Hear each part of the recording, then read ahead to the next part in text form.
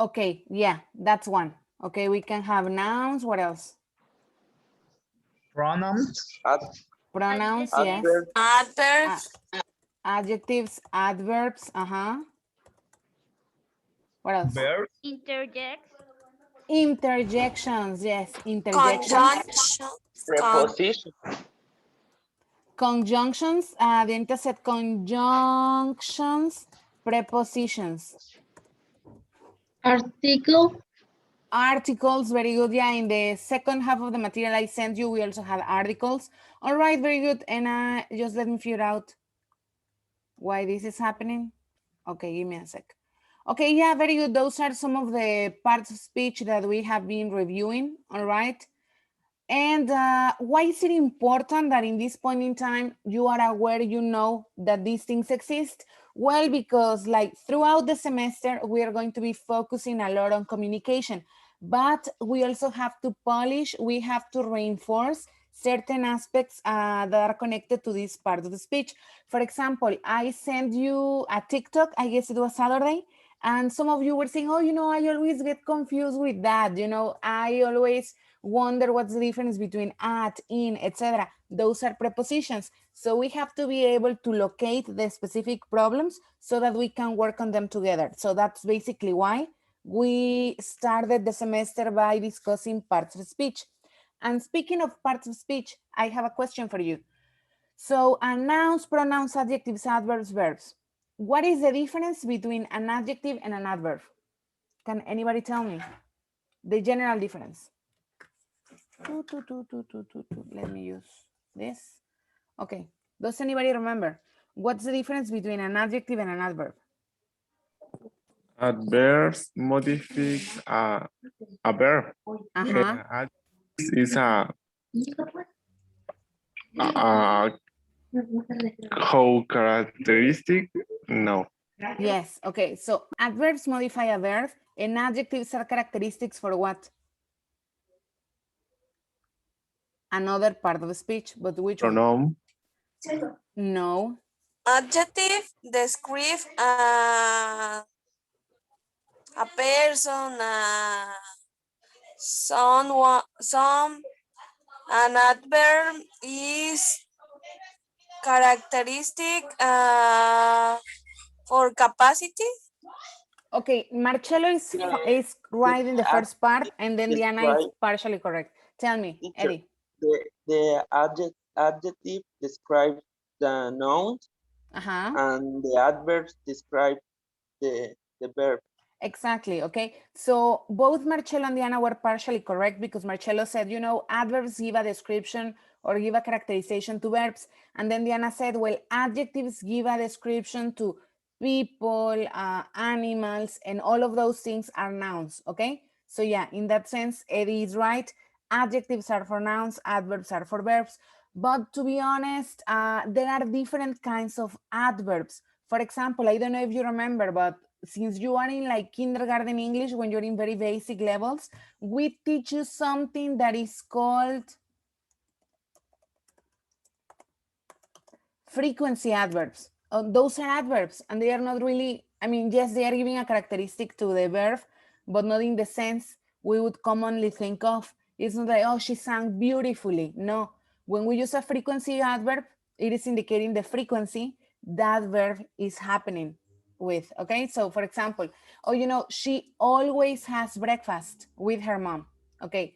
Always is a frequency adverb and it is modifying the verb because it's letting you know that verb, that action always happens, okay?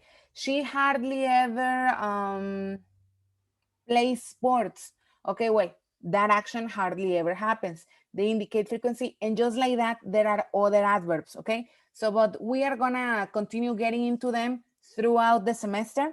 Right now, what was most important was for you to identify the difference between the different parts of speech, okay? Next question. What about interjections? When we started the semester, I told you that interjections were the only new part of speech. The rest we have already checked. But what about interjections? Who can give me an example or two? Even if it is in the chat, but come on, I need active people today, active.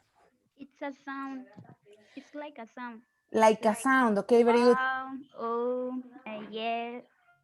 Okay. These are examples. Yes, very good. Yes, like oh, uh-huh, etc. Right? Yeah, no, all of those can work as interjections. Are Of course, expression, teacher? yeah, No. I mean, they are expressions and they represent, most of the times interjections are used to represent feelings or emotions, all right? Like, ouch, damn it. Okay, so they are reactions. They are more reactive. Okay, that's how we use interjections. Now, if I remember correctly, group A, yeah, group A had a challenge. I told them that there was this one word in English, a bad word, that can be used as an interjection, as a verb, as an adverb, and as an adjective, okay? And it was a bad word. Did anyone discover it? Because I promised Choco points to the person who discovered that bad word. Do you have any idea which bad word I'm referring to?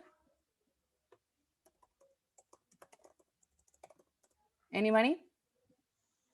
No? You're gonna miss on the extra points. Okay, Diego and Eddie, extra Choco points for the both of you, okay, for the two of you. Yes, it is the, oh, Diego, I love it. Diego didn't want to type it. Diego said the F word. Yeah, exactly, all right. Yes, that word is a bad word, obviously, all right, but it's very versatile because it can be an adjective, an adverb, a verb, or an interjection, all right? So you can use them in different places. It is like, not the equivalent, but in Spanish, we also have like a word that is used like as a bad word, and it can also be an interjection, a verb, an adjective, an adverb. Yes, we also have a word, and I have a book about that word, but I'm not gonna find it right now. No, I don't think I'm gonna find it. I don't know where my book is, but yeah, I mean, the point is that we have a similar word in Spanish, all right? Anyways, okay, so yeah, extra Choco points. There you go. All right, babies. So now let's see. Last week, Group B worked on an activity with me. We were analyzing song lyrics.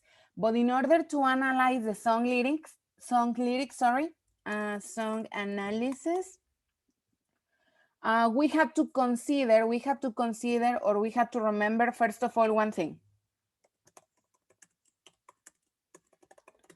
Guys, what's the difference between a phrase and a sentence? That's the first thing that you have to remember before you song analysis. By the way, I noticed that a lot of you already submitted that project. Remember, it's a project, it's 40% of this unit, proportional to the mistakes that you make, okay? Because it's a project, so I'm gonna check it.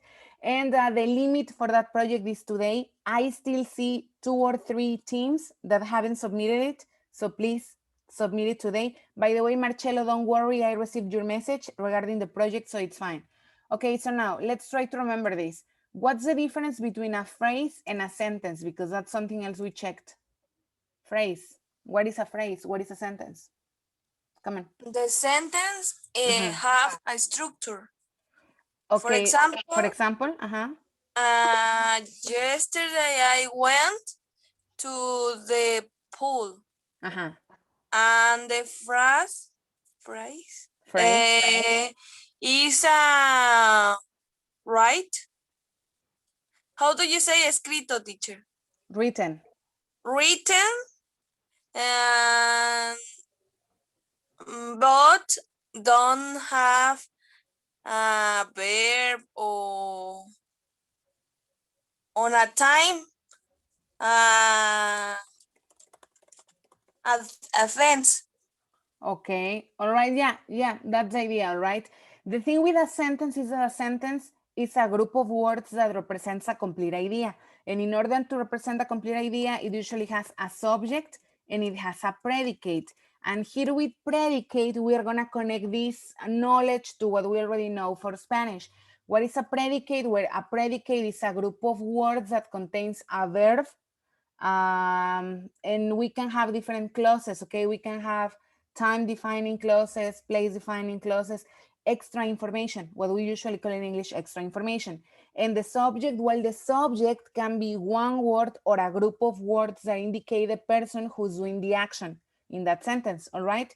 So when we talk about the subject, it could be more than one word. For example, if I told you, you know what, two of my chihuahuas are sleeping on the couch right now. That is a complete sentence. It's a complete idea. Two of my chihuahuas are sleeping on the couch right now. I want you to identify the subject and the predicate. What is the subject and what is the predicate?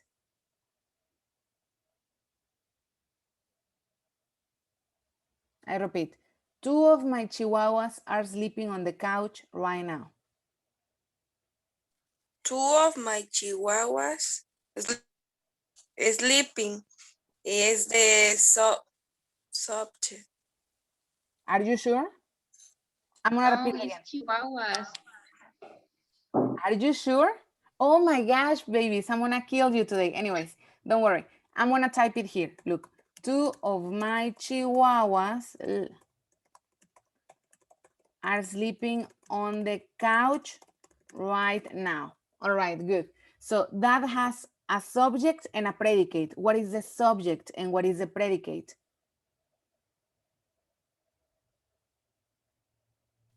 Two of my chihuahuas Two of my chihuahuas, I have what? That is what? is a subject. Is the subject. Excellent. And the predicate? Are sleeping on the couch right now is a predicate. Yes, definitely. You're right. So two of my chihuahuas is the subject. Are sleeping on the couch right now. That is the predicate. Okay, so you already know that since primary school when you were babies. Okay, they always teach us that in primary school in Spanish class, right? So it's the same thing in English. Now, if I want to analyze the parts of the subject and the parts of the predicate, I have to connect them to parts of the speech. Okay, so for example, two of my chihuahuas. Two is a number. A number is an adjective. Of, what is of?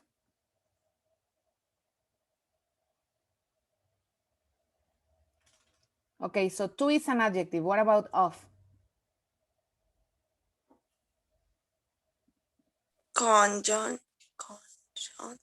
Conjunction. Of is a conjunction. What is a conjunction? Adverbs. It's a Is preposition. adverb. Somebody already said it in the microphone, but with a really low voice. Yeah, it is a preposition. Of is a preposition, all right? Then my, what is my?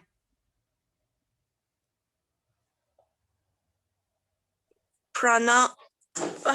Pronoun? No, it's not a pronoun. A pronoun is I, you, we, he, she, they. No, so it's not a pronoun. Mine. Mine is a possessive adjective. So it's indicating possession. So it is an adjective, okay? And chihuahuas? What is chihuahuas? Noun. It's a noun, exactly, all right? So those are the different elements of the subject, okay? So what I want to transmit right now we are not analyzing word by word. That's not what we're doing. But what I want to transmit is that a subject can have more than one word, okay? A subject can be a combination of articles, adjectives, and nouns, okay? So the really smart teacher, okay, was teaching her class. I don't know, something silly like this. This is a subject. And if I just say she was teaching a class, that is also a subject, okay? So subjects can have one or many different words. But here what is important is that you guys learn to identify who is the subject, which is the person doing the action, and what is the predicate, which is the action and the complement, okay? So why? Because a sentence is a complete idea and it has at least those two parts, the subject and the predicate. Whereas a phrase is an incomplete idea. It's not a complete idea. It's not independent. It could not survive on its own. No sobreviviría solito porque no transmitiría mucho. Okay, so sometimes it is only a predicate. Sometimes it has a subject, but it doesn't have a predicate. So, you know, phrases are incomplete ideas. Give me a sec. Incomplete ideas or incomplete sentences. They don't have a subject and a predicate like sentences do. Now, why was this important? Because it was part of our song analysis. In the song analysis, you had to determine whether a fragment of the text was a sentence or if it was a phrase, okay? Now, if we move to the next level, and in this original sentence, 2 of my chihuahuas are sleeping on the couch right now, what tense is that? What conjugations are we using? Is that past? No. What is it?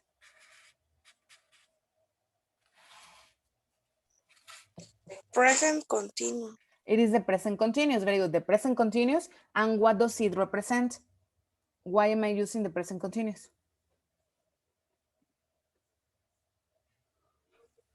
Are sleeping on the couch right now, right? Yes, it's the present continuous. But what is the use of the present continuous? Because remember, yes, Do activity in the moment.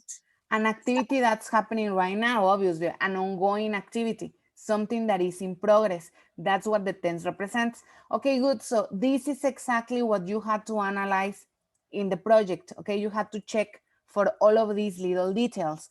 All right, so right now, to reinforce this, because this is going to be very important for the rest of the semester, okay, we are going to work on the analysis of 2 more songs, okay, together. Now, the songs that you analyze for a project, we are going to revisit them in the following weeks, okay? But right now we're going to work on 2 different songs that were not part of your projects, okay? Of course, they are by Taylor Swift because, you know, the teacher is obsessed. I'm sorry if you don't like her. You're going to have to listen to her, okay? All right, so the first one is this one, okay? It's called August. And this is what I want you to do. I'm going to share the link with you right now in the chat. You're going to access it. And this is what we're going to do. Before we start with the complete analysis that you did for the project, you are going to mark it like this. Adjectives, adverbs, and prepositions, because I noticed that you still have problems with them. Okay, so adjectives are going to be pink, adverbs are going to be blue, and prepositions are going to be purple. All right, what else? What else are we having problems with? No, I think that for August, that is fine. Conjunctions, maybe. All right, so this is what you're gonna help me with. I can already see a unicorn online. Thank you very much, unicorn. So what I want you to do is, you know, the song is divided in segments. Adopt a segment, the segment that you prefer. Go to the bottom of the song, go to the middle part, go to the top, and you are going to underline the adjectives in pink, the adverbs in blue, the prepositions in pink, the conjunctions in yellow, okay? Let's see what we can do together. Why are there only 2 people online on the document when I have 15 people here in Zoom? I don't know. Come on, people. Log into the Zoom file. This is teamwork, okay? We have to collaborate, all of us together. So I'll give you an example with the first segment, okay? In the first segment, narration 1, eso lo agregué yo, eso no es parte de la canción, sorry. Okay, so salt air, salt is an adjective.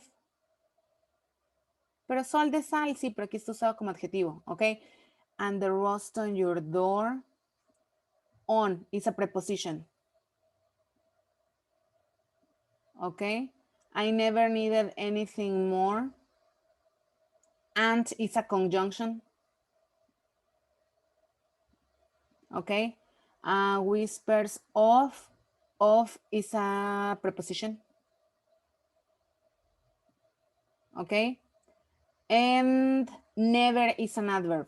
Okay, there we go. I already marked the first segment for you. You have to mark the rest of the segments. Adjectives are like red or a color similar to red, okay, orangey. Adverbs are blue, prepositions are purple, conjunctions are yellow. Come on, everybody. Let's do it. You can work on the different segments, okay? I have 9 people now, so work on different segments. This song's not very long, okay? So what could you work on? For example, I don't know, the dolphin, the giraffe, and the camel. You can work on the final part, on narration 4. The dog, sorry, the goose, the badger, and the hamster, you can work on narration 3. Okay, 3, sorry. Narration 2, What about the hedgehog and the unicorn? Okay, and the rest of the people work on the chorus. Come on, come on. Let's mark things.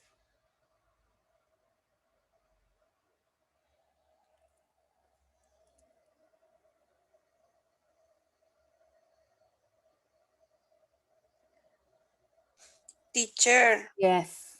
I have a problem What with problem do you have? I am in the class on Uh-huh. my with my cell phone Uh-huh. and I can't use the The colors. Okay, don't worry. It's fine. Yeah, I don't think you'll be able to do it from a cell phone. Don't worry, it's fine. Observation, a quien acaba de marcar sí, lo marcó en rojo. Sí, sí es un verbo. It's not an adjective. Come on. Okay.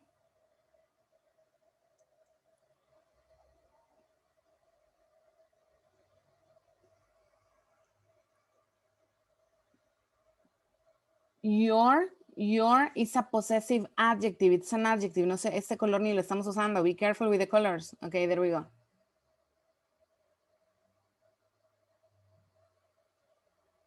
Okay, very good. Prepositions in purple. Good.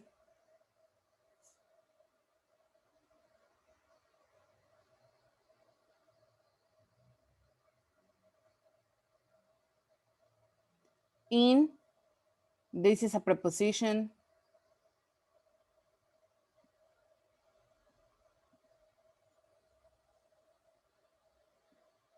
Away is an adverb. Into is a preposition. In is a preposition. Come on, babies. You can do this.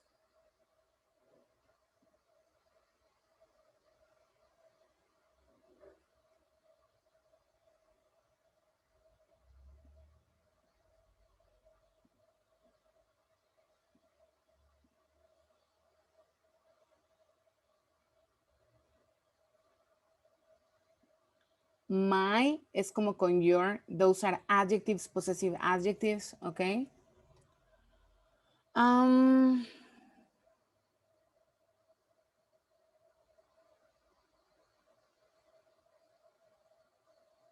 Okay, well, yeah, in general, I see you're marking more things. What about the chorus? Nobody's marking the chorus.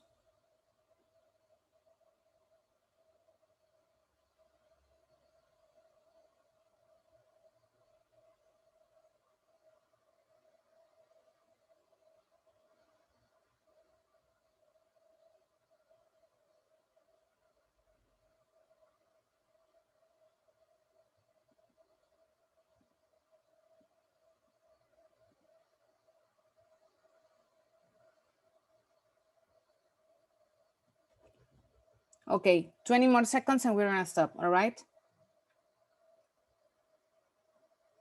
Away is an adverb.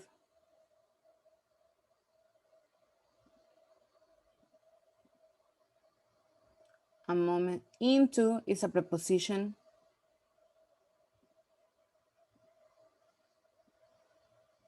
And is a preposition. Because it was never. Never is an adverb. Always never. They are frequency adverbs. Okay, and is a conjunction. Very good. But is a conjunction. In is a preposition. Away is an adverb. Teacher, Yes, baby, tell me. I still have confused Uh-huh. between prepositions and conjunction. Conjunctions. Well, conjunctions are connectors, connectors of ideas. So, but, and, because, for, you know? So, those are words that we use to connect ideas. Prepositions are words that we use to connect words, okay? So, for example, oh, she was standing in front of him. In front of is connecting the two positions. She was standing in front of him, okay? So, those would be prepositions. The cell phone was on the table. So we are connecting the cell phone with the table. Cell phone on, okay? So, and conjunctions, as I was saying before, they connect complete ideas, all right? So that's something that you can try to remember whenever we're checking these topics. Anyways, like for example, this week, your work for the week is gonna be based on that. I think we're gonna work mainly on prepositions, conjunctions, and adverbs, okay? Those are the three that we're gonna focus on for the rest of the week, okay? All right, baby, so we're gonna stop this part of the work. Thank you very much to the people who were marking. I think that we're still missing some things, but well, we did our best, okay? We did the best that we could, so let's stop there. Okay, good. So now let's just remember that the idea here is to mark, is it a phrase? Is it a sentence? Which tense are we using? What is the use of the tense? That was part of the project. Then right now, I am gonna do this one with you, okay? Let me just play the song. Let me make sure I'm sharing my audio with you so that we can listen to it while we work. It's not necessary, to be honest. You know what? No, let's mark it and then we listen to it. Okay, so when we say salt air and the rust on your door, phrase or sentence? Phrase. Phrase, of course, because Phrase. it doesn't have a subject or a verb. Very good, okay? So I never needed anything more. Sentence. Sentence. Thank you. Whispers of are you sure? Sentence. Well, it starts with a phrase and then it has a sentence. Whispers of is a phrase. Are you Ah, sure? Okay. And then never have I ever before. sentence. No. It is a sentence. The Sí. elements aren't in the traditional orders, but it is a sentence. I have never before. Okay, so never have I ever before. Very good, it's a sentence. Okay, good. So let's analyze the sentences. I never needed anything more. What tense is that? I never needed anything more. Past. Past, but what kind of past? Because we have different pasts. Which one? Which pasts do we have? We have past perfect, past continuous, simple past. Past. Simple past. Simple past. Okay, simple past. And then when we say, are you sure? And why is only Diana helping me? Eh? What about the rest of the people? Simple present. Simple present. Ah, yes, now you respond. Thank you. Okay, simple present. Now, never have I ever before. Mm, Present perfect. present perfect. Present perfect, but I want you to observe that we don't have a verb in past participle, but yes, it is present perfect. Okay, so now, how are we using these things? When we say, I never needed anything more, simple past, what is the use of the simple past? A specific moment or event. Moment or event, okay, very good. A specific event, okay. I never needed anything more. We don't know exactly when this activity happened, but we know we are talking about a specific moment when this woman who's singing is saying, I never needed anything more. Never done in this moment. I don't know what moment that is, okay. Whispers of, are you sure? Are you sure? Why are we using the present? Hey, are you sure? Are you okay? Are you sure? Personal truth. We want to check on a personal truth. Okay, yeah, we have been calling them personal truths, but to be honest, we could also be checking on someone's state or condition. Are you sure? All right, yes. And then never have I ever before. A general experience. An experience, very good, general experience. Okay, so in this case, never have I ever before. We don't know because we don't have a verb. We don't know what they are talking about. We can only imagine, but it's something, one thing that this person has never done before. All right, okay. So let's see. Now, if we go to the chorus, we say, but I can see us lost in the memory. Phrase or sentence? Sentence. Sentence, yes. August, what is August? Is it a person? No, what is August? It's a month. It's a No. month of the year, yes. And that is our specific moment from the first part. The specific moment is August. Okay, so August slipped away into a moment in time. Phrase or sentence? Sentences. Sentence, yes. Because it was never mine. Sentence. Sentence. And sentence, okay, so, and I can see us twisted in bed sheets. Sentence. August slipped away like a bottle of wine. Sentence. Because you were never mine. And we noticed that the song's getting dramatic from the start, okay? There we go. So let's see. So, but I can see us lost in the memory. So what is that? Simple present. Simple present, very good. So simple present, but I can see us lost in the memory. Okay, so this person is I can see us. So probably it's like a metaphoric see. It's not that she can literally see the person. She can imagine, she can remember. All right, I can see us lost in the memory. What does it represent? A personal truth. Okay, General? a truth, a personal truth, more something that is real for her. She can see, she can remember that. It's a truth, yes. Okay, then August slipped away into a moment in time.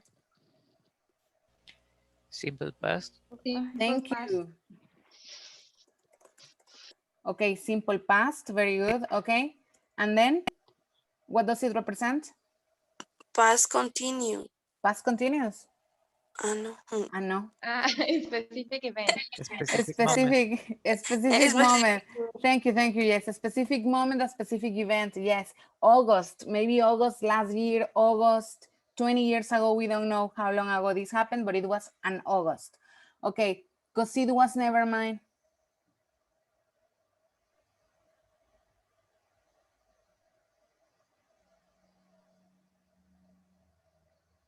Simple past. Simple past, yeah, it was never mine. It wasn't mine. I mean, all right, didn't belong to me. And what does it represent? The same thing, specific moment, same specific moment. She's still talking about this August, okay? All right, then we have, and I can see us twisted in bed sheets. Again, when she says, and I can see us is because she remembers. That's the way she expresses, she can remember something, okay? And I can see us twisted in bed sheets. Ya usamos el can see us arriba. Simple present. No, pues sí, I mean, it's there. Thank you. All right. So, yeah, I can see us twisted in, it's her personal truth. Pobrecita, se quedó con los recuerdos. Okay, anyways. So, August lived away like a bottle of wine. ¿Qué no ya vimos Simple esto? Simple past. past. Okay. August lived away like a bottle of wine. All right. Uh-huh. A specific moment. Moment. What moment? August. That August that marked her life. Okay. Then, because you were never mine, simple past. All right, there we go. Okay, and then she includes a little narration. Okay, so you're back beneath the sun. Sentence or phrase?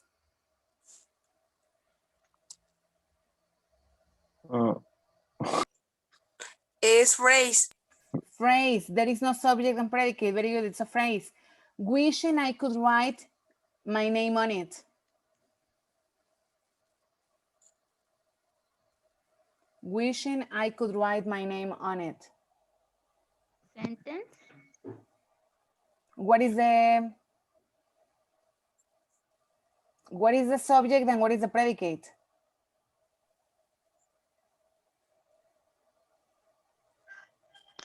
I is subject and write my name on it is predicate. Okay, I'm gonna validate it as a sentence, but in my opinion, it's a phrase that is connected to a sentence because when she says, wishing I could write my name on it, wishing is the main verb and it doesn't have a subject, but I get your idea, yes, sentence. Will you call me when you're back at school? Teacher, I can't see. You can't see? Oh, it's because something happened here in this text, wait. Okay, there we go, all right. So, wishing I could write my name on it. Will you call when you're back at school? Sentence or phrase? Is a sentence. Sentence. I remember thinking I had you. Okay, sentence or phrase? Sentence. There we go. All right, then there we go. And let's see, you're back beneath the sun is a phrase. We're not gonna analyze it. Wishing I could write my name on it. I could write my name on it. Simple past. Simple past. But the thing is that she couldn't write her name on it. Her name on it, on his back. She couldn't do it because that's why she says wishing. She was wishing she could write her name on it, but she couldn't. That is why, my beautiful babies, this one is more a phrase than a sentence. Okay? Because there is no real action. No es que realmente lo hizo, no hay una acción real. It's just what she wished. Wishing I could write my name on it. Okay? Yes or no? Yes or no? No? Okay, perfect. Yes. Okay, perfect. Then, will you call when you're back at school?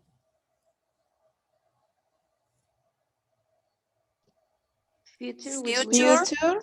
Future with will. Very good. Okay, and in this case, it has quotation marks porque de hecho la canción viene con comillas because this is exactly what this person told the boy in that moment. Okay, will you call when you're back at school? So why is she using will? Does she want a prediction? Petition. Is it a petition?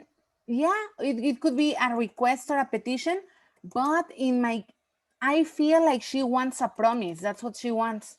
She wants him to promise that he will call her when he's back at school. So I think that's why she's using will.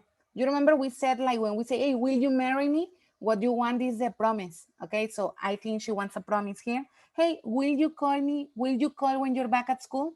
No sabemos si se lo prometieron o no. Okay, all right then. I remember thinking I had you. ¿Cuál es el verbo principal? Thinking. Remember. Remember, exactly. The main verb here is remember. I remember. And if it is I remember, it is what? Conjugation. present. Simple present, exactly. And it is representing what? This is what she remembers. Ay, es que me confundo ahí, como tiene had, pensé que era pasado. Exactly. No, it's because, yes, I mean, she says, I remember, and what she remembers is Pensaba thinking exactly. So, yeah, there is a verb in past. Eso es lo que no es el verbo principal. El verbo principal es lo que ella recordar. Ok, I remember, y lo que recuerda está en pasado. I remember thinking I had you. De hecho, si analizamos la segunda parte, cuando dice thinking I had you, significa que eso es lo que ella recuerda pensar. O sea, que ya no lo piensa. O sea, que ya se dio cuenta que no es así. Ok. And that's why, ladies and gentlemen, este álbum ganó el Grammy hace, ¿qué fue? Una semana. Yes. All right, so I remember thinking I had you. Simple present, this is Personal truth. Exactly, yes, very good. Yes, yes, yes. Okay, we're working fast on this one, good, because we still have another one we're gonna analyze, okay? So let's see, and then we have narration 3. So back when we were still changing for the better. Sentence or phrase? Simple past. No, first sentence or phrase? Sentence. Sentence, thank you. Okay, let's do them at the same time. So sentence, and you said this simple past? Are you sure simple past? We were still changing for the... No, es past continuous. Past continuous. Okay, and what does it represent? An activity while do other. Yes, an activity in progress in some point in the past. What point in the past? August, from we don't know which year. Okay, no sabemos en qué año pasó esto, pero fue August. One thing was enough. Phrase or sentence? Phrase. Phrase. For me, it was enough.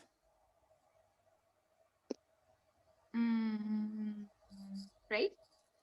Phrase for me, it was enough. Sentence. Yes. Sentence. All right. To live for the hope of it all.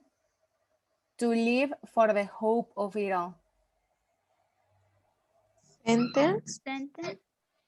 What is the subject and what is the predicate? Phrase. Thank you. Phrase. Thank you. Yes. Okay.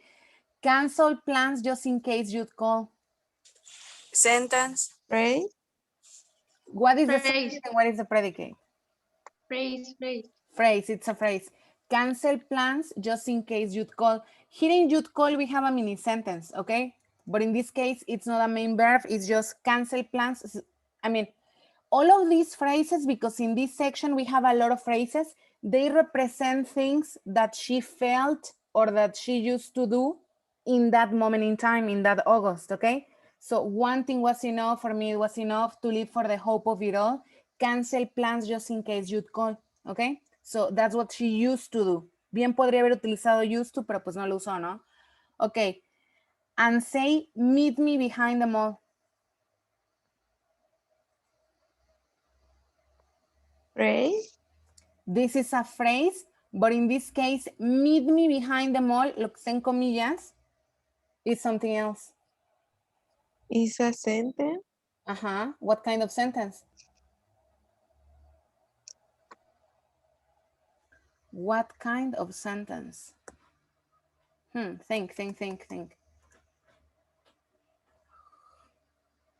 All right, what kind of sentence? Keep thinking. Meet me behind the mall. What kind of sentence is that, beautiful people?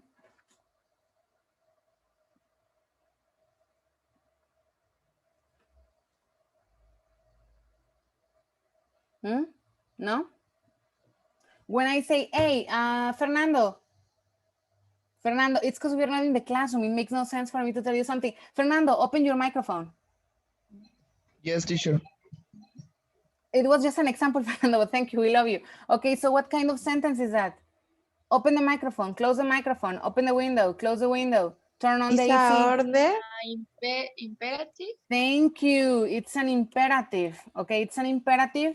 And yeah, the intention of imperatives, well, sometimes we use imperatives to give orders. Sometimes we use them to make requests, to make petitions. Okay, so meet me behind the mall. So this is a petition that she's asking him. No ahorita, sino en ese momento del tiempo. Meet me behind the mall. So much for summer love and saying us. Sentence or phrase? So much for summer love and saying us. Phrase. Phrase, yes. This block of text is practically all phrases. There are no sentences. Because you wouldn't mind to lose. Well, here we change.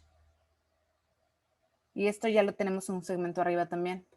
You wouldn't mind to lose. You wouldn't mind to lose. No, all right? So this is the simple past. The rest of them, they are phrases.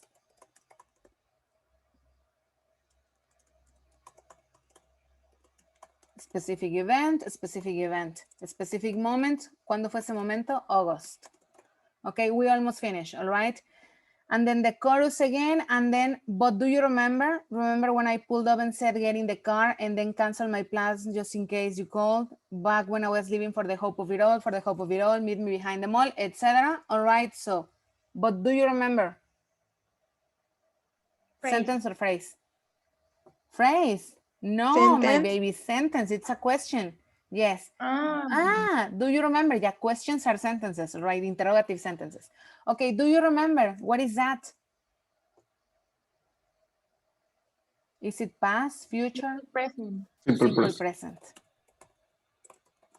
Okay, and what is it asking about in simple present?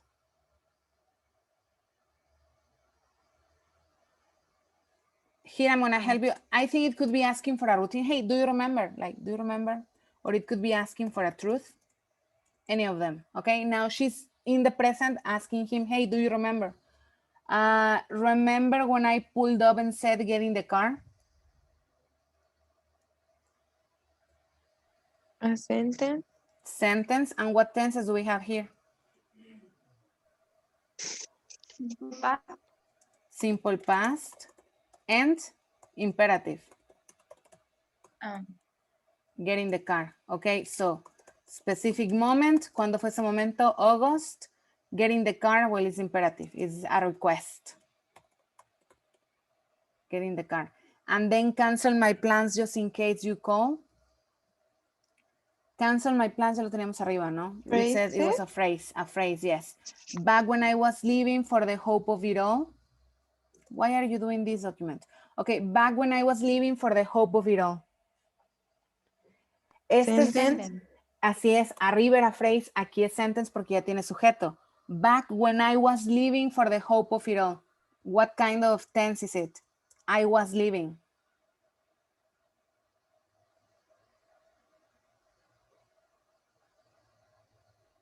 Past continuous.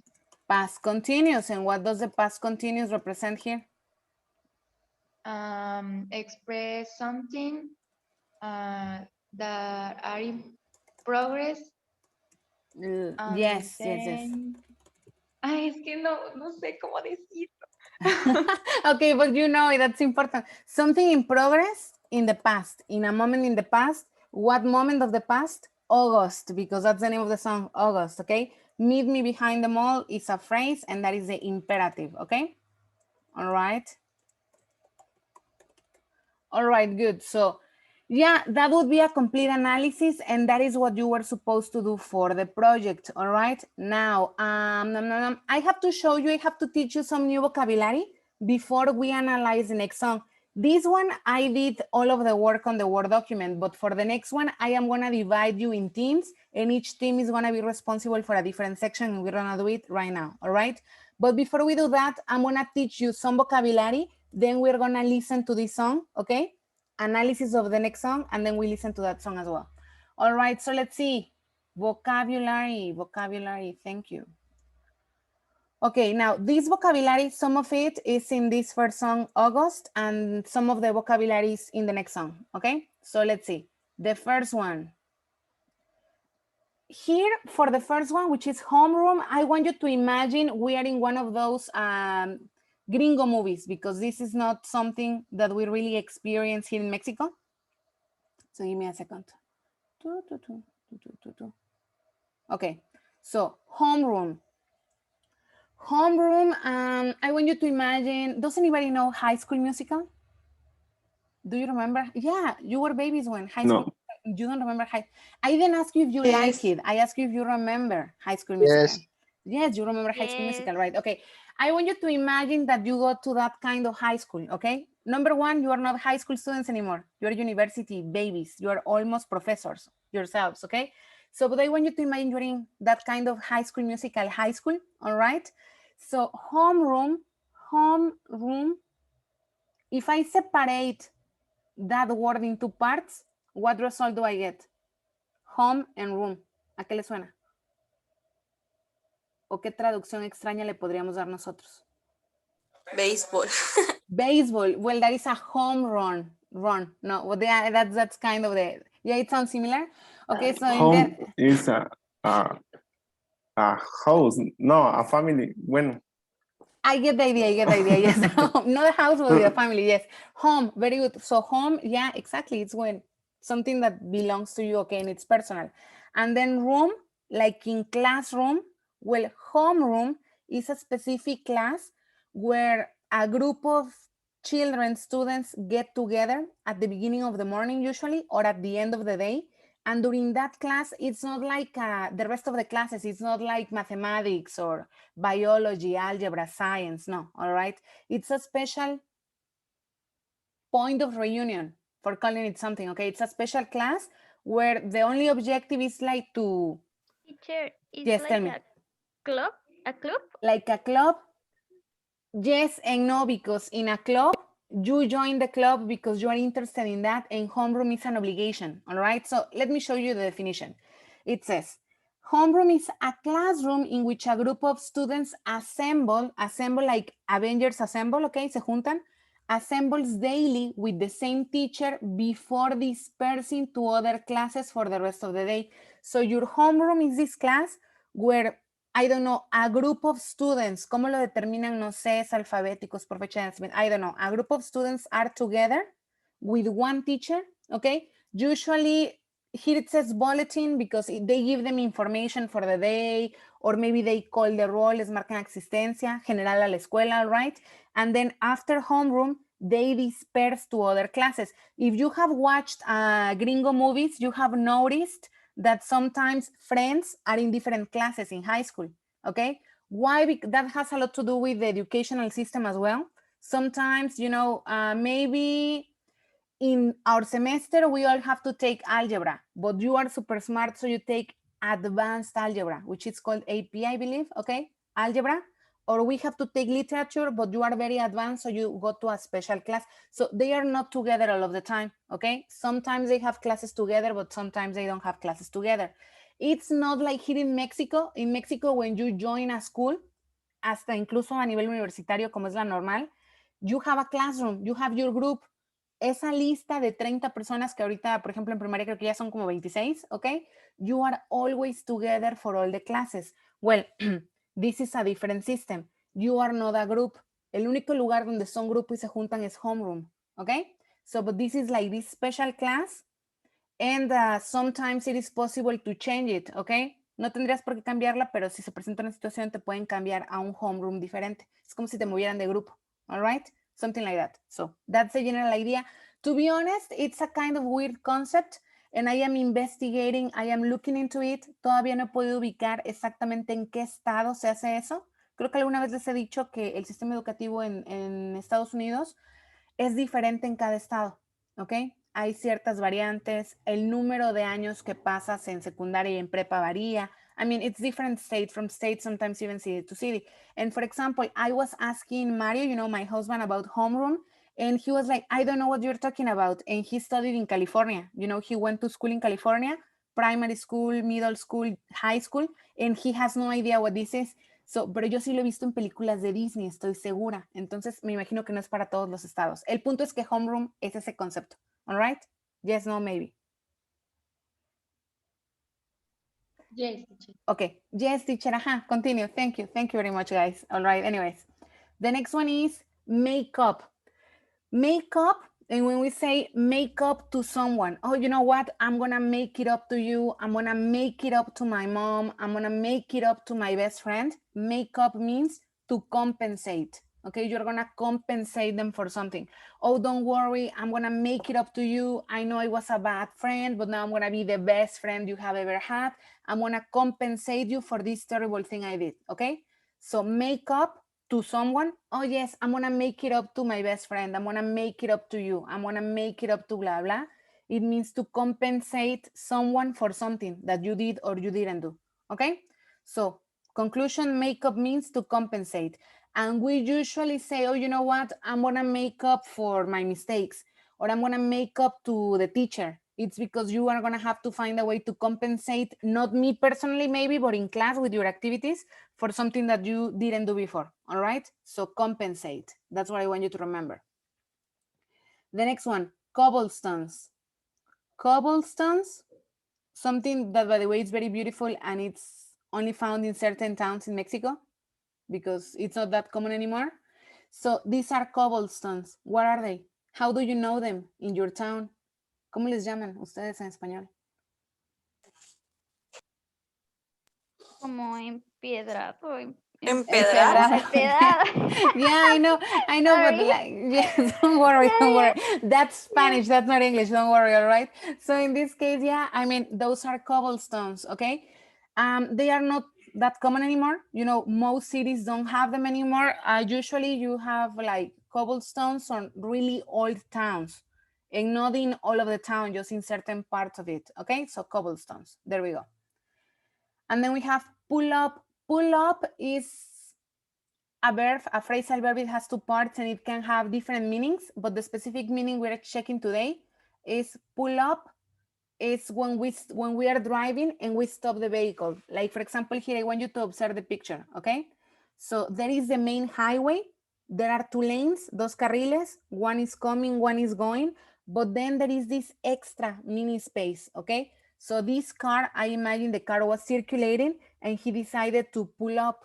Sometimes it's necessary to pull up because you need to arrange something in your car. Some other times, imagine you are driving to school and you see your friend and you pull up and you say, hey, I'm going to school, bye, y no le das un ride, something like that, I don't know, right? So pull up is that action. To stop a vehicle, you stop it. Obviamente no te detienes a media calle, you usually put it aside and you do it for a short period of time. Porque vas a recoger a alguien, porque le vas a decir algo a alguien, porque vas a arreglar algo dentro de tu propio coche, things like those. What would be the equivalent verb or the equivalent expression in Spanish for pulling up? ¿Estacionarse? No, para mí no es Es que estacionarse. no entendía aún, Orillar. teacher. Orillarse. Very good. Okay. Orillarse. That would be closer to pulling up.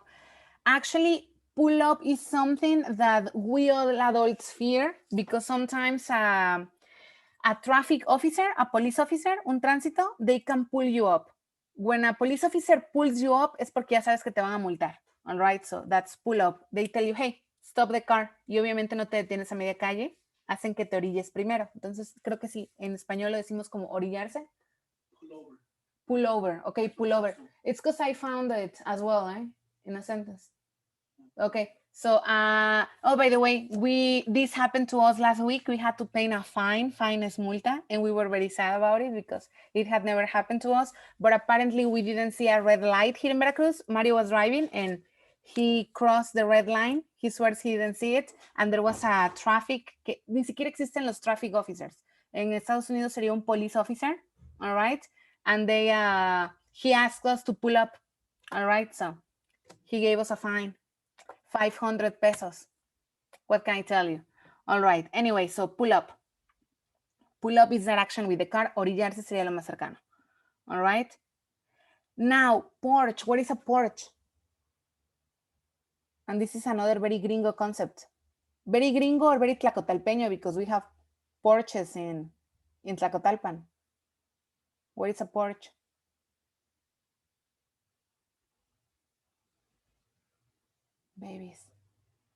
Babies, are you here? Es donde, ay, es que, bueno, es donde estacionas, ¿no?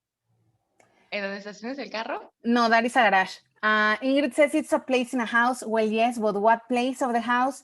It's this structure that is in the front of the house. It says that it is a covered structure in front of the entrance of a building or in the entrance of a house. So, you know, like in gringo movies again, we always see that they have this space y tienen ahí su columpio, sus mecedoras, etc. That would be the porch. Corredor. Yeah, no. In Tlacotalpan, some houses, not all of them, but some houses, in my opinion, they have a porch. Solo que no es elevado, como lo vemos aquí en la foto, es al mismo nivel del piso. But yeah, I mean, they have this extra space. So, lo llaman corredor, si no me equivoco. Ya, recibidor. To be honest, Maffer, me gusta más recibidor que corredor para esa parte de la casa. Yeah, I think so. But I don't know. I mean, this is the gringo concept of what a porch is. All right? Anyways. And then the last one, which is very dramatic, summer fling. Do you know what a summer fling is? ¿Alguien sabe lo que es un fling? ¿Han escuchado esa expresión en la tele? No, teacher. No, fling. Okay, fling is something, very dramatic, by the way. A fling is an adventure, like a romantic adventure, all right? In that sense. So a fling is the opposite of a serious relationship, all right? A fling is an escapade in a sense. So when we talk about summer flings, we're gonna have two opposite expressions and I'm gonna type them in the chat, okay? We have something that is called summer love, which is super romantic, but then we have something that is a summer fling. The main difference is that summer love, I mean, it's very romantic and it's super pink and everything. It's like beautiful. free. Summer fling is like a free, yeah, exactly. Yeah, it's something that is only for the summer. Y eso nos conecta con August, by the way. So it's a casual romantic relationship that happens over the summer when school is out. It usually ends, it finishes when people go back to the reality of school, okay? Sometimes a summer fling turns into summer love and people go back to school and they continue the relationship. But the gringo concept of a summer fling is something that is only for the summer. It's not very important. It's something you do to have fun, as simply as that, okay? So here, why am I teaching you summer fling? Well, because summer fling is what the song that we analyzed talks about, okay? August is a song about a summer fling. Maybe for the narrator is the woman who's singing, it wasn't a summer fling. Maybe for her, it was summer love. But my interpretation of the song is that for the other person, it was only a summer fling. What do you think?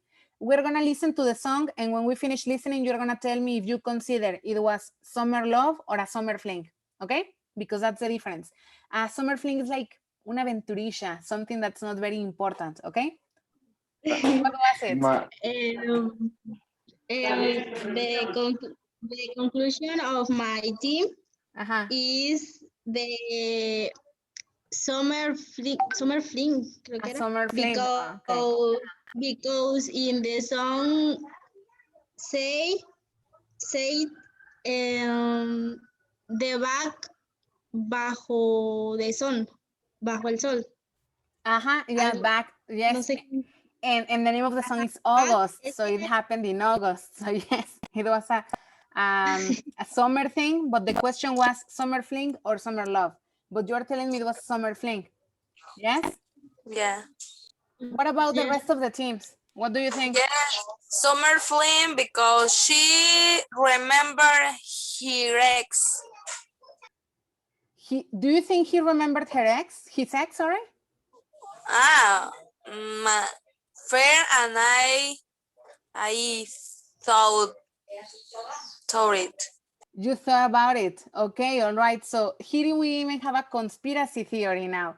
We are imagining that maybe it was just a summer fling and then he remembered his ex. I don't know. It could have happened like that. Okay. Anyways. Okay, guys, I just want to emphasize on this summer fling thing. Yes, I mean, when we say a casual relationship is something that is not serious at all. And here, to be honest, I added the word romantic, but if you Google it, and you find like Urban Dictionary or something like that, it is going to tell you that it could be either a romantic or a casual, sexual encounter. So it's something that people don't give a lot of importance to. Now, my perspective when I was explaining the song is that, in my opinion, based on this analysis that we did, they had different perspectives of it. I believe that for him it was a summer fling, but for her it was something else. And that's why perhaps she's using will in this sentence, because she wanted a promise that he was gonna call her when they went back to school. Of course, apparently it didn't happen, because now that she's singing in the present, she says, "You were never mine to lose." And when she says "you were never mine to lose" is when we can connect it with this conspiracy theory that Diana and Fernando invented, that maybe he had a girlfriend or an ex-girlfriend or someone else. All right. Okay, good. And actually, Diana and Fernando, they are not wrong. They are not wrong. And that's what we're going to check next. Okay. Now, this is what we're going to do. I have another song that we are analyze, again by Taylor Swift. I'm sorry. It's from the same album. Okay. So from the same CD. And in this case, this song, I segmented it into parts. Okay, we have part 1, part 2, part 3, part 4, part 5, part 6, and part 7. What's going to happen is that you are gonna work on the analysis, guys. This time, I'm not gonna help you so much. You're gonna analyze phrase, sentence, tense use, etc., just like you did for your project. And the teams are going to be the groups that you worked with right now during the Zoom session, okay? As a matter of fact, I am gonna activate the option that you can share your screen in the groups in case you want to share the screen. If you don't wanna share the screen in your group, the screens are in your group, you can simply connect to this file, okay? You can open this file and everybody can work here. I'm gonna let your group decide how you're gonna do this, but the group together is gonna analyze the segment that I indicate, okay? So give me a second. First, I am gonna give everybody the link. Please do me a favor, everybody open the link right now, because when you go into your groups, you won't be able to see the link anymore, okay? Ábranlo de una vez porque desaparece cuando se van a los grupos. Go, go. Go, go, go. Access the link. So this is the link here. I already have a coyote, okay? An anonymous coyote. Okay, a sheep, a goose, a jackal. All right.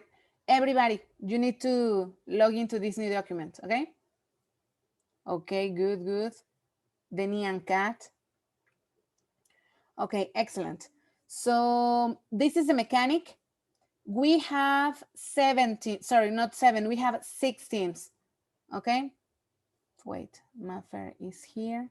Wait, Maffer just re-entered the session. Give me a second. Okay, for Maffer to log in. All right, so in this case, where is Maffer? Wait. I think Maffer is having connectivity issues, so we don't have 6 teams anymore. Maybe we're gonna have 5 teams. Okay, don't worry, we can do it with 5. So this is what's going to happen. I am gonna analyze segment 1, fragment 1. Then for fragment 2, we're gonna have Ashley, Diego, and Jaime working on segment number 2. For segment number 3, we're gonna have Eduardo. Eduardo, you were with Eddie, right? Yes, teacher. Well, if Eddie comes back, he'll work with you. If not, you can analyze that segment, okay? Segment number 3. Then for segment number 4, we have Coco, Katy, and Marcelo. Then for segment number 5, we are gonna have Karen and Maffer, but the problem is that Maffer is not on the Zoom meeting right now. So Karen, could you please do it? And then for number 6, we're gonna have Diana and Fernando. And number 7, we are gonna do it together. You are here. Oh yes, you came back. Okay, perfect. So you are working with Karen in case she answers. Okay, she replies. The two of you are working together. So I already told you which segments you are gonna analyze. Any questions? What is my segment, teacher? It's segment number 5. You're gonna work on segment number 5. I'm gonna repeat the numbers, okay? I do number 1. Ashley, Diego, and Jaime do number 2. Eduardo does number 3. Number 4 is for Coco, Katy, Marcelo. Number 5 is for Maffer and Karen. Number 6 is for Diana and Fernando. And we do number 7 together at the end, okay? All right, so I'm gonna open the rooms. Give me a sec. I'm gonna open the rooms and I'm gonna let you share your screen in case you consider it's necessary. And there we go. Please start working on the analysis. You can accept and move into your group. Accept. Join your team. Okay, very good. Okay, Carlita. Good.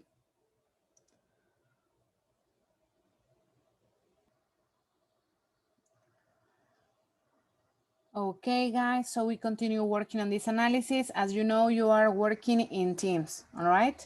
So I'm gonna give you another 3-4 minutes to do this.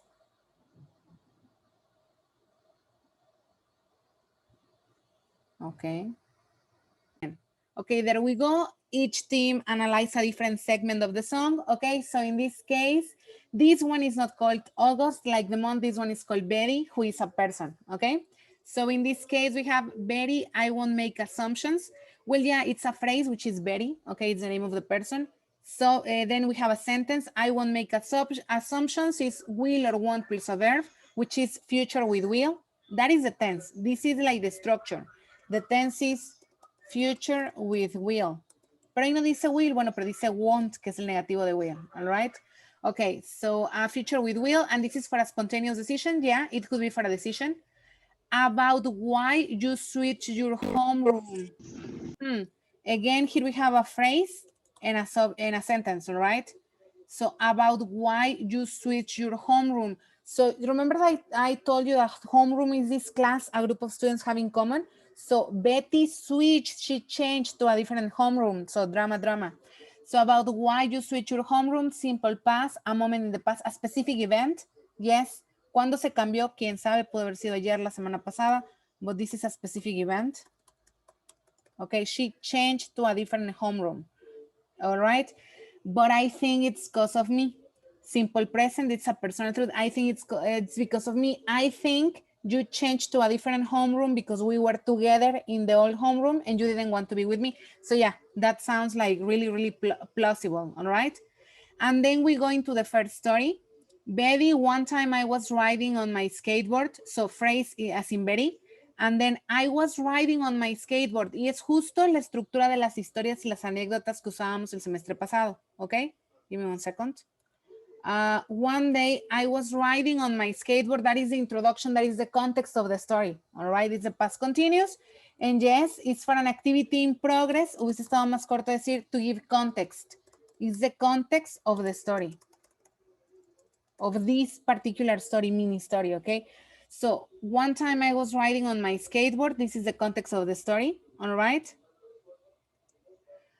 When I passed your house, when, y hasta está el conector y todo justo como lo veíamos en esa unidad. So, simple past, a specific moment in the past. So, one time I was riding on my skateboard when I passed your house, it's like I couldn't breathe. And in this case, we have it's like, and it's like is a sentence that's in present. It's like you're giving a description when you say it's like. And then it's like I couldn't breathe is a specific moment in past. So yeah, it's correct. A moment in the past. What moment in the past? The moment I passed your house, okay? So I was riding on my skateboard when I passed your house and it's like I couldn't breathe. So he's describing how he feels or how he felt when he passed her house, all right? So in this case, the narrator of this story is a boy and this boy is talking to Betty. Hasta aquí, until, I mean, the first fragment. How do you think the boy feels about Betty? How do you think he feels about her? Based on the intro and on the story, the first story. Babies. How does the boy feel about Betty? People, can you hear me? Igual no me están escuchando. Den señales de vida. Alguien. Yes, teacher. Hi, thank you. Nobody's answering. Eddie, thank you very much. In the chat, Eddie says that the boy is in love with Betty. Yeah, I assume he is. He's in love with her because this mini story is representing exactly that. Okay, ¿por qué se le iría la respiración? Because he's in love with Betty, okay? That's what I understand as well. Then we have the first bridge. You heard the rumors from Inés. Inés is a person, but maybe not in love, but a crush on her.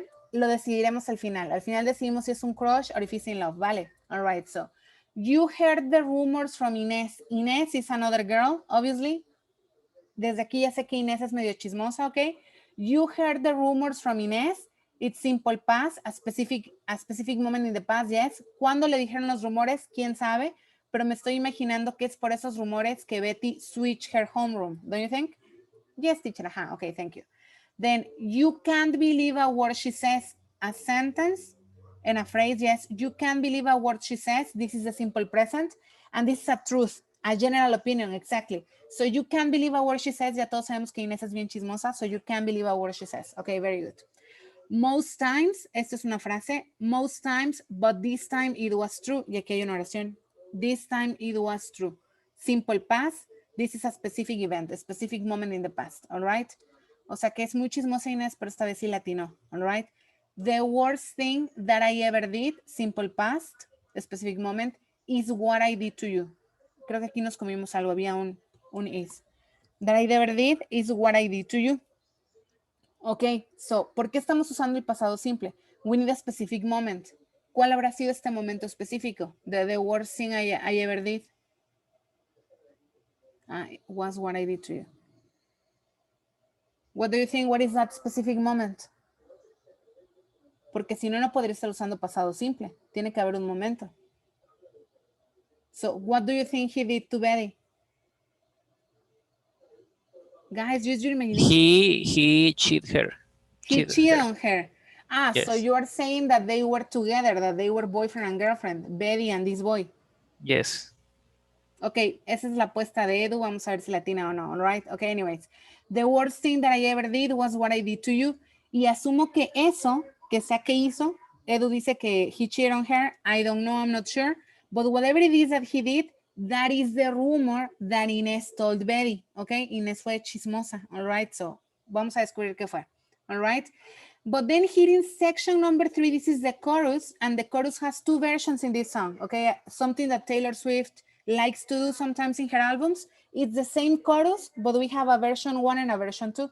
Y entre la versión 1 y la 2 cambia mucho el significado de lo que está diciendo. Al final analizamos juntos la segunda versión del coro, okay? So, chorus version 2. But if I just showed up at your party. Aquí me dicen que es simple past, pero no puede ser simple past porque tiene un if. ¿Cuándo uso el if?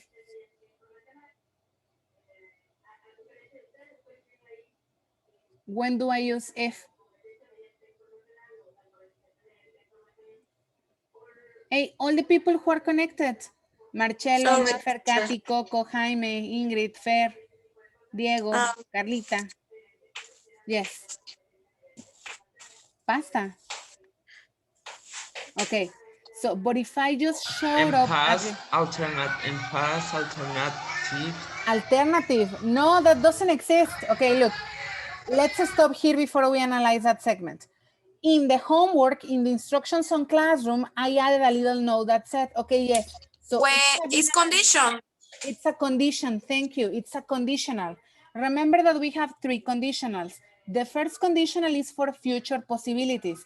So future possibilities is when you already have the situation like in front of you, okay? And in this case, we use I will give you a call. I may give you a call. I might give you a call. So these modals indicate that this is a possibility. A possibility for what? If I am free tonight. Es algo muy inmediato, lo que ya casi ocurre, algo que es muy real. So if I have extra money tomorrow, I'm going to have a delicious breakfast in Puebla. All right. Oh, because let me tell you, yeah, commercial, parenthesis. Tomorrow, babies, we don't have a class. Actually, we don't have classes Tuesday and Wednesday. I have to go to Puebla. Very sad, dramatic story que luego les contaré. Of course, it has to do with my título del doctorado. Okay, I have to go and I have to continue with the paperwork. Tengo que aventarme creo que 3 viajes más todavía antes de que finalmente me den el papel en mano. But anyways, so commercial. In my case, it's a reality that tomorrow I have to go to Puebla. I am going to Puebla tomorrow. It's a plan. Okay, tengo que ir porque si no, nunca me titularé. All right. But if I say, you know, if I have extra money tomorrow, I might go to Angelopolis and have breakfast there. All right. So that is a possibility that is very realistic porque estoy hablando de lo que de por sí ya va a pasar. Ok. Solo estoy especulando los detalles. The second conditional is for possibilities in imaginary situations. Here you are hypothesizing. Estás preguntando, ¿y si hago esto, qué ocurrirá? All right. For example, the typical question I asked you during the exam, what would you do if you won the lottery? Oh my gosh, if I won the lottery in past, if I won the lottery, I would quit school. I would become a full-time YouTuber. I would buy a huge house in Cancun. I would, etc., etc., etc. All right, so those are hypothetical situations. For example, if I won the melate, I would quit my job. So in this case, we have two parts in the sentence, but the two parts are the same thing. They are the second conditional. When I use if, that is the condition. And when I use would, that is the possible result. Together, they form the second conditional, ¿ok? Y eso es justo lo que tenemos en la oración de abajo. Just before we move on.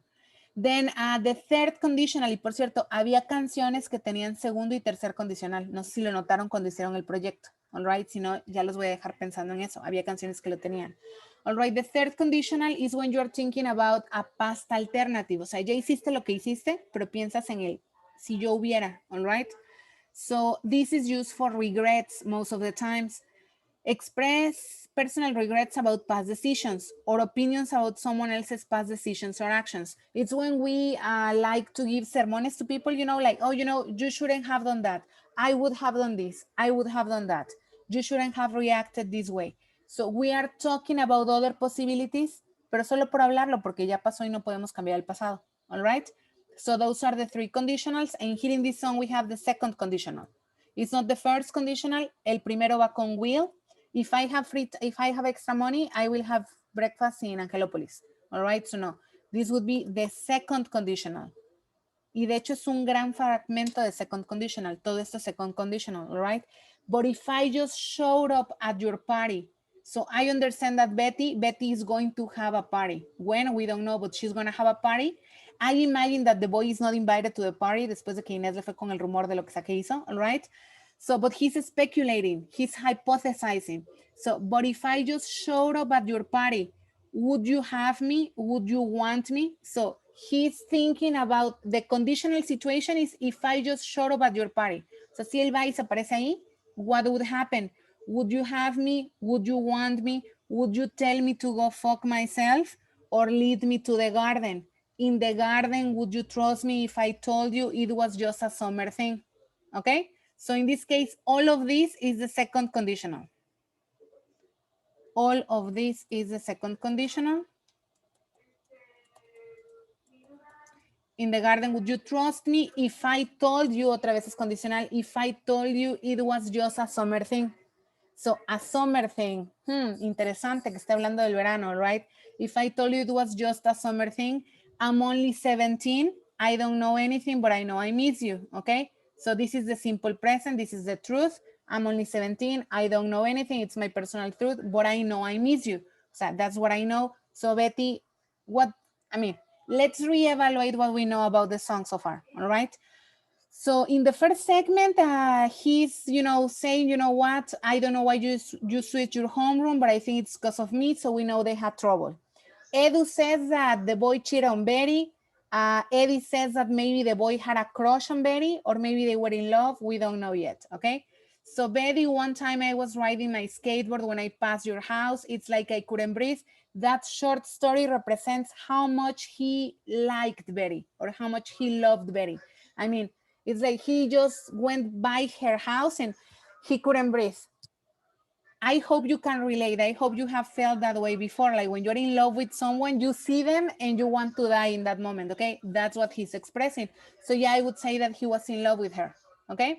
And then you heard the rumors from Inez. You can't believe a word she says most times, but this time it was true.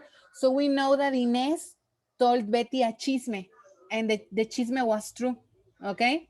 So he says the worst thing that I ever did was what I did to you. So yeah, he did something very bad to Betty. We still don't know we don't know what exactly, okay? And then in the chorus he says, but if I just showed up at your party, imaginary situation. No está invitado, pero ¿qué pasa si va?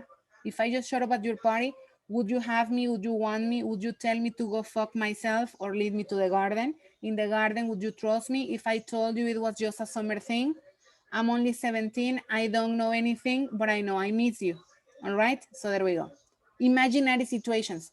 Mi pregunta aquí es, ¿entendemos por qué esto es segundo condicional y qué representa el segundo condicional? Los escucho. What is the second conditional?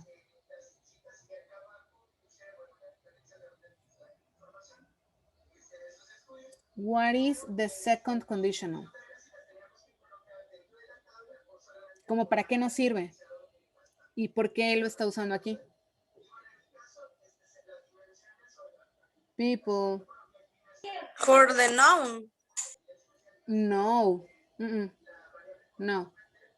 Teacher, I Yes. think it's a hypothetical. Hypothetical situation, exactly. Hypothetical. O sea, no es que ya está yendo a tocarle la puerta a Betty, no. Solo se está imaginando qué pasaría. It's a hypothesis, it's a hypothetical situation. Se está imaginando que pasa todo eso. Una de las posibilidades es, would you have me? O sea, igual y si lo acepta. Would you want me? Igual y si lo quiere. Would you tell me to go fuck myself? Porque igual y va y le dice, you know what? Go fuck yourself. ¿Ok? Or would you lead me to the garden? Igual se lo lleva al jardín, al patio, así, para que hablen, all right? In the garden, would you trust me? No sabes si va a confiar en él, etcétera, etcétera. So it's a hypothetical situation. You were right, okay? Anyways, let's continue. So story number 2. Betty, I know where it all went wrong. Simple past, something that happened in the past, yes, in a specific moment. Your favorite song was playing, past continuous and action in progress. Nos tenemos que imaginar esta nueva historia. Recuerden que el pasado continuo es para dar contexto. So your favorite song was playing from the far side of the gym. You know from gringo movies that whenever they have a dance, like the prom or homecoming o alguno de los bailes que organizan, the spring dance, etc., they do them in the gym.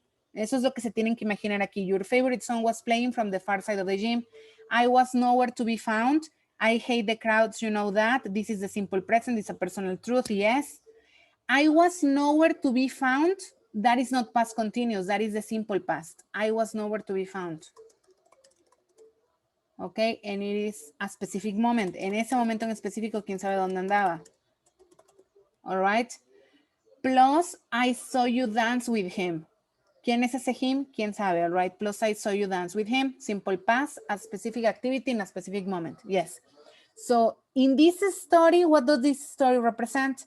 Ya no estamos hablando de lo que él hizo, estamos hablando de algo que él lo hizo sentirse de una cierta manera. They were in a dance. Él estaba de emo y de Grinch en un rincón escondido, but he saw Betty dance with someone else. All right. What can you imagine? That he felt jealous or something like that. Se regresa al coro nuevamente, pero ¿qué pasaría? But if I just showed up at your party, blah, blah, blah. All right. And then we go to story number 3. Story number 3. Again, past continuous is the first thing porque siempre lo primero es el contexto. I was walking home on broken cobblestones. It's just giving a description, okay? He was returning home. So I was walking home on broken cobblestones, past continuous, something in progress, okay? Just thinking of you. Thinking of you, this is a phrase. Entonces las frases usualmente no llevan un tiempo, okay? So like this boy, he's saying, you know, I was just super innocent. I was walking home on broken cobblestones thinking of you. O sea, yo pobrecito iba pensando en ti.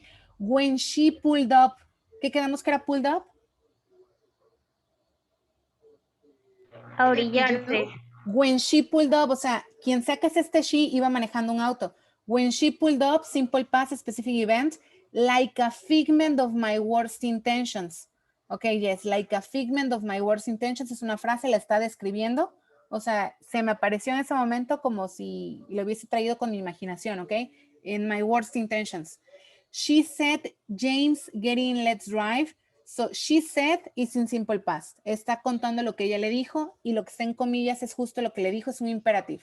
James, get in, ya tiene nombre. El chico, por cierto, es James. James, get in, let's drive. Imperative, this is an order or a request. Okay?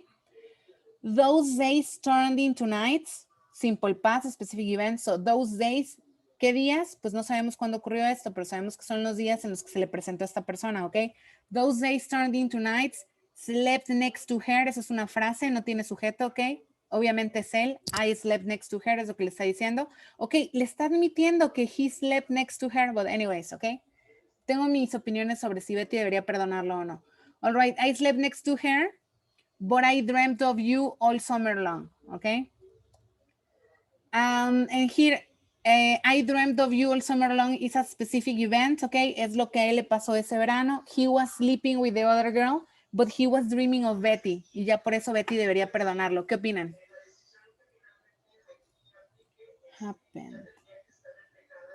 All right. No. So dramatic. No, right? No, yeah, I know. But Teacher, yeah, I this know. is Yes. sound like a typical cliché gringo. That Gringo, yeah, exactly. That's what it It's represents. like It's a your typical cliché. typical gringo movie. Exactly. Yes, It's I like, oh love my it. God, yes, I slept with her, but I love you. So that's all that matters, right? Okay, anyways, so, and then we go to the last segment that you analyzed, okay? And it is, Betty, I am here on your doorstep. So this is the now. Este ya es el now, ya nos contó varias historias, James, que es muy bueno para contar historias. Ahora estamos en el now. Betty, I'm here on your doorstep. So this is the simple present. No sé por qué se mueve así. Okay, I'm here at your doorstep. This is an activity in progress. Yes, pero más que una actividad porque el ser no es una actividad, es un estado. Okay, it is a state. Give me a second. It is a state. So when he says, I am here on your doorstep, ese es su estado. Ahí se encuentra él en ese momento. And I planned it out for weeks now. Okay? Yeah, it is the simple past. And in this case, it's a specific event. He planned this event for weeks. Planeó por semanas el pararse en su puerta. ¿Cuándo lo planeó? Porque está en la misma canción. ¿Cuándo lo planeó?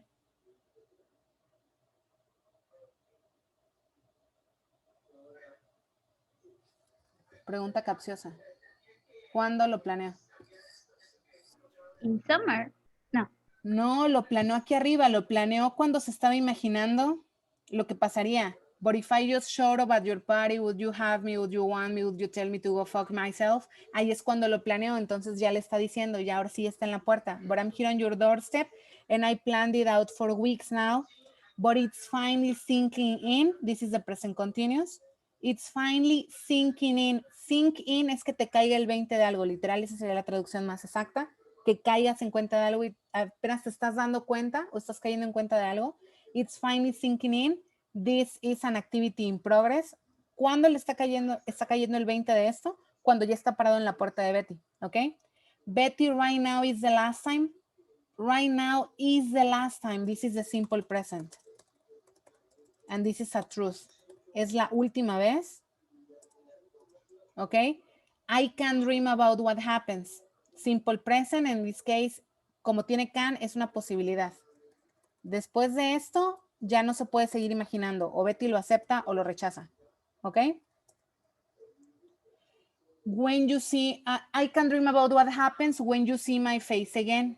Simple present as well. Creo que aquí ya quedaron un poco chocas las líneas, pero bueno, lo entendemos en general. Ok, the only thing I wanna do,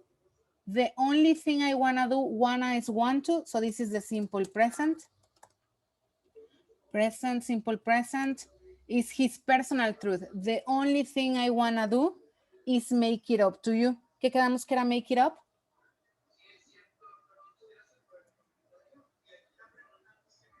Arreglar las cosas. Yeah, but remember that make up has a very specific meaning. ¿Qué les dije que era make up? Compensar. Compensate, very good, okay? Entonces llega James with his heart in his hand, okay?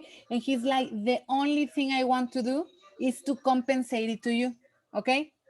The problem with James is that James sounds very honest, okay? And here is where Betty could make a bad decision because we don't know what Betty feels, okay?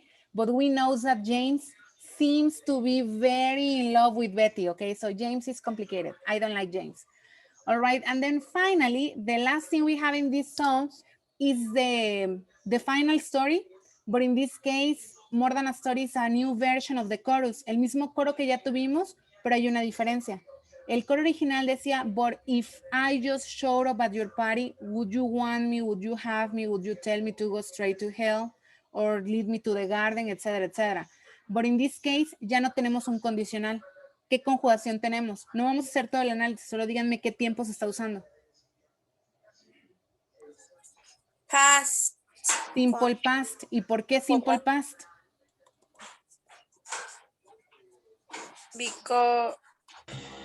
Because he is saying I show it. O sea, porque okay. He appeared in front of her. Ya lo hizo. He's already in front of her. Ya no le está diciendo qué pasaría si lo hago, ya le está diciendo, but I showed up at your party. Yes, I showed up at your party. O sea, ya vine y me planté aquí enfrente de ti. Igual y no me querías ver, pero yo ya vine, ¿no? Will you have me? Will you love me? Will you kiss me on the porch in front of all your stupid friends? If you kiss me, will it be just like I dreamed it? Will it patch your broken wings? I'm only 17, I don't know anything, but I know I miss you. Ok, todos estos wills. Quedamos que esto ya no es el segundo condicional, ya no es imaginario porque ya está ocurriendo. Entonces, ¿qué representa este will? A future. Future? Like a promise? Promise? No, these ones are predictions. They are predictions, pero son parte del primer condicional. Like my example, I told you, tomorrow I am going to Puebla. I'm going to Puebla at 5 a.m. That's the plan because I have to be at school, all right? So I am going to Puebla. A possible prediction is if I have extra money from my trip because, you know, it's kind of expensive to go to Puebla, all right? Well, for me. So if I have extra money, Mario and I might have breakfast in Angelopolis, but only we have like extra money. We consider we want to pay for it, okay? All right, so that is a prediction and it is the first conditional. So aquí está la otra parte del primer condicional, if you kiss me, okay? It's a conditional, but it's not so hypothetical anymore. Ya la tiene enfrente, es muy posible que sí pase. Es por eso que no lleva la estructura del segundo condicional, que es más remoto, all right? So if you kiss me, will it be just like I dreamed it? Will I patch your broken wings, etc. All right? And then here at the end, I'm only 17. I don't know anything, but I know I miss you. And this is the thing with James, you know? What do you think? No vamos a decir si Betty lo debe aceptar o no, because I think she shouldn't take him back, okay? But different question. Do you believe James? Because the reality is that Edu was right. He cheated on her. He cheated on Betty, okay? But throughout the song, with all the different stories, he's expressing how much he loves her. So, do you believe him when he says, I'm only 17, I don't know anything, but I know I miss you? So that represents how much he loves her. What do you think? Yes or no? No. No. All right. You really hate James. Okay, tell me. It sounds like a teen a confused teenager. I think it's Yeah, exactly. I mean, he's 17. He's a yes, baby, okay? So do you yes. remember when you were 17? It Uh, doesn't seem like a long time ago, but it was 3 years ago. Most of you are 20 now, right? Okay, yes. so yes, exactly. All right. He wanted to discover, well, yeah, I mean, and he did. He had his little summer fling, okay? But now it's up to Betty to decide, right? So anyways, we're gonna listen to the song real quick. I'm gonna stop the recording and then I'm gonna do one final activity with you. So now, basically, what similarities do you find between the two stories, the two songs, August and Betty?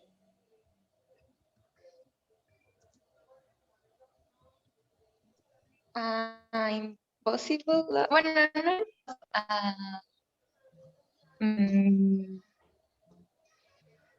Mm, love that was difficult. Well, yes, of course. But I really want you to try to remember what August is about. The first song that we analyzed, August. We said that it was about a summer fling, okay? And Fernando and Diana had a theory that in August, the boy returned to his ex, all right? Eddie says that maybe August is the girl. Actually, yes, Eddie, did you know that's the reality? There are 3 songs in folklore in this album by Taylor Swift. There are 3 songs that are connected. Betty is James' perspective. August is the other girl's perspective, and Cardigan is Betty's perspective. It's the same people, all right? So James cheated on Betty with the girl from August. Okay. So in the end, I guess the conclusion is James is a really bad person. That's my conclusion. All right. Because he hurt Man Betty and he hurt the other girl. of men mienten. I know men, they lie, bad men. All right. Yeah, that's what I think. I think that Betty will go back to him because if you listen to the other song, we're not going to do it in class because we don't have any more time and we're going on vacation soon. But like if you listen to the other song, it's this one, Cardigan. It's Betty's perspective. I'm not sure if she's going to go back to him or not. I think she probably will, but she's going to have trust issues. Yeah, because in Cardigan, Betty describes how she feels like used and how she feels like, yeah, he's telling her that she is his favorite, but it makes her feel bad because, of course, you shouldn't be considered like an option, right? But, anyways, that is the dramatic story behind those 3 songs in the album. If you have free time and if you don't hate Taylor Swift because maybe you hate her and here I am making you listen to her, if you don't hate her, you should go listen to the 3 songs together. First listen to August, then listen to Betty, and then listen to Cardigan so you can get the 3 perspectives. Okay, baby, so but going back to what's like English essentially, the importance of doing this kind of analysis is to honestly try to master. You have to dominate, okay? You have to have full control of what you can do with each of these tenses. And remember, when we say tenses, in this moment, babies, you know, in the green level that you are currently at, you are able to use all of these tenses to talk about, you know, stories in the past and give context and specific events and the past of the past and routines and personal truths and general truths and possibilities for the future and plans. But you can also talk about hypothetical scenarios, okay? You can talk about future possibilities that are like very realistic. You can talk about possibilities in imaginary situations, and you can also talk about past alternatives. For example, if you wanted my opinion on this one, I think that James shouldn't have cheated on Betty. And I think that Inez was a good friend. I think that Inez should have told Betty for sure. She did the right thing. I would have told Betty as well. Teacher, Even a question. Ashley. This when my team en Spanish. Ajá. Mi equipo hizo la de Exile y ya mirando las 2 secuencias de August and Betty, Ajá. Exile is like a hypothetical or a future, una vista desde el futuro de ¿cómo se le llama? Cuando los dos rompieron. Maybe. I hadn't analyzed it like that because I am obsessed with Exile. Actually, you know, I guess my husband is tired of me listening to that song every day. I really like it, and I hadn't analyzed that possibility. It's possible, you know, the Taylor Swift multiverse. Okay. Yes, yes. DC and Marvel are silly next to Taylor Swift. Okay, yes, I know they're in Yes, it's a diverse. multiverse. Yeah, it's And a the new album is like a real love. Yeah, I know, me too. One of my favorite albums from last year. Yes, me All too. right. Yes, definitely. To be honest, like you can see how good she is at writing. And to be honest, it's like this command of language. Observing the album from like this perspective as an English teacher and what I want you to be able to understand, but also what I want you to be able to see, it's a really good idea. I mean, what she can express is not literally what happened, but she can also speculate in her songs. I mean, it's fantastic. So conclusion here, guys. From this point on, starting today, you know, at almost 1 p.m., you should be able to understand all of these tenses, but more than that, you should be able to use all of these tenses. Right now, I believe you can understand them because you have like no real problems, and I'm sure the majority of you, if not all of you, were able to understand the meaning of the songs, okay? Vocabulary is not that much of a problem for you anymore, but now the problem that I observe is that you don't really use these conjugations when you are speaking, when you are writing, and that is the next step. This semester, that's what we have to accomplish, okay? Yeah, at the beginning of the semester, we're able to understand all of this, but if by the end of the semester, we are not able to use and really apply all of these things, we're going to have like certain issues with the exam, okay? So I'm mentally preparing you for that because it's super important. Exaver people, this is like the least you should be able to understand, but in the oral exam for Exaver, this is the least that they are going to ask you to use, okay? Same thing. Y no te van a decir en el examen, ni en el examen final del semestre, ni en el examen oral del Exaver, ahora háblame de posibilidades con el segundo condicional. No, you have to learn how to use them and when to use them, all right? So that's what we're gonna keep doing, guys. At the beginning of the semester, we did this analysis, revisamos otra vez todos los tiempos, las conjugaciones, las estructuras, hablamos de parts of speech y todo eso. Regresando en abril ya no, regresamos directo a aplicar todo esto. So, conclusion, I need you to study, babies. I need you to study.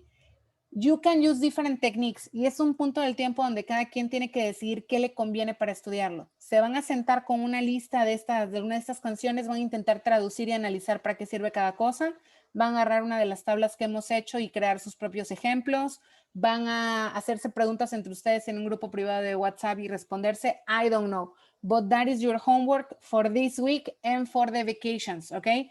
In April, when we return, we're going to go directly to communicative activities, and I am expecting you to use all of these things, okay? Questions, problems, or traumas? Anybody? No, teacher. No, okay, very good. So I think you have it, you just have to practice it a little bit more. Now remember, the project is for today. There are still 2 or 3 teams that have to submit it. Please don't forget, I'm going to be checking it this week. And then tomorrow, no classes, babies. I am really sorry because I have to make an express trip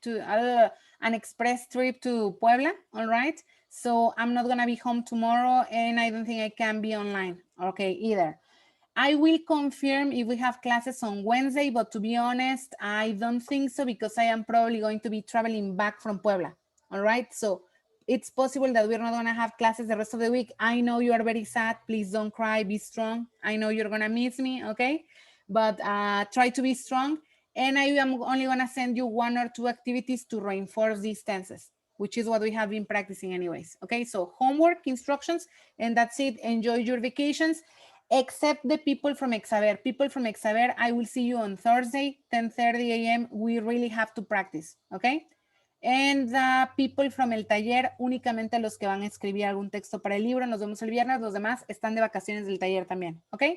All right, babies. Si alguien tiene alguna duda, pregunta, inquietud, trauma, etcétera, me puedo quedar a responder preguntas. ¿Ok? The rest of you can go. All right, babies. Love you. Dejo de grabar. Bye.